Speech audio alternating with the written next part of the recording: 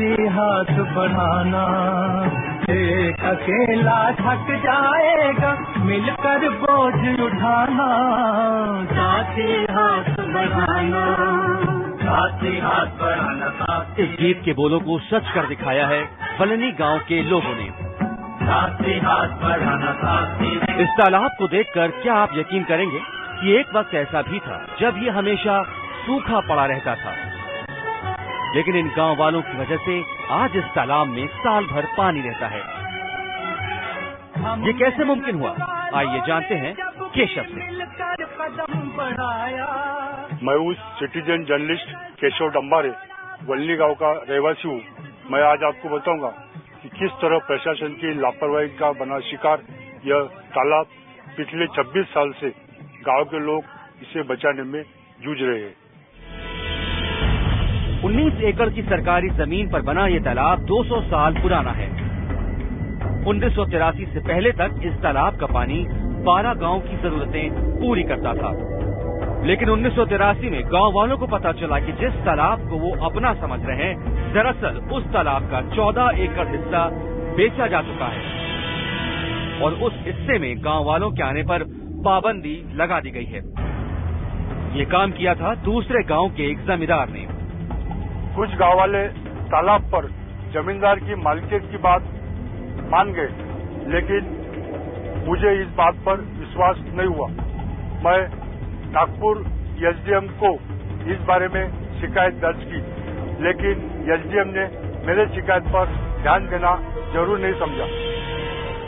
लेकिन मैं कहां हार मानने वाला था, आखिर गांव के पानी का सवाल था। जमींदार के इस फर्जीवाड़े को लेकर हमने सूचना के अधिकार के तहत तहसीलदार से जवाब मांगा।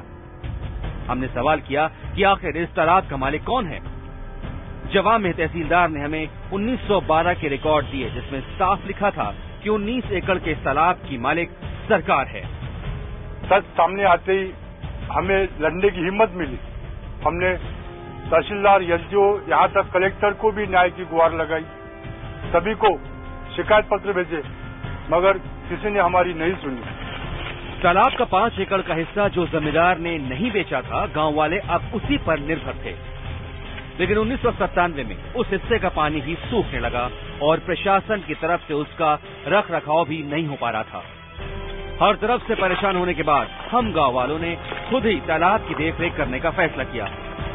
पिछले 5 साल से हम हर साल इस 5 एकड़ तालाब की खुदाई खुद मिलकर करते हैं। इस तालाब की मिट्टी बहुत उपजाऊ है। खुदाई में जो मिट्टी निकलती है, वो मिट्टी किसान अपने खेतों में डाल देते हैं। उसमें से तालाब खुद जाता है और किसानों को अच्छी मिट्टी मिल जाती है। अब तक 5 साल में तालाब के ऊपर 7 लाख रुपया खर्चा हो चुका है। हमारी मेहनत का नतीजा ये हुआ कि तालाब में पानी का स्तर बढ़ने लगा। अब जब गर्मियों में कहीं पानी नहीं होता, तब सभी 12 गांव के पशु इसी तालाब में पानी पीने के लिए आते हैं। जमींदार की फर्जीवाड़ी को लेकर अभी भी हमारी लड़ाई जारी है। मैं सिटीजन जर्नलिस्ट टीम के साथ इस सिलसिले में बात करने के लिए कलेक्टर से मिलने जा रहा हूं।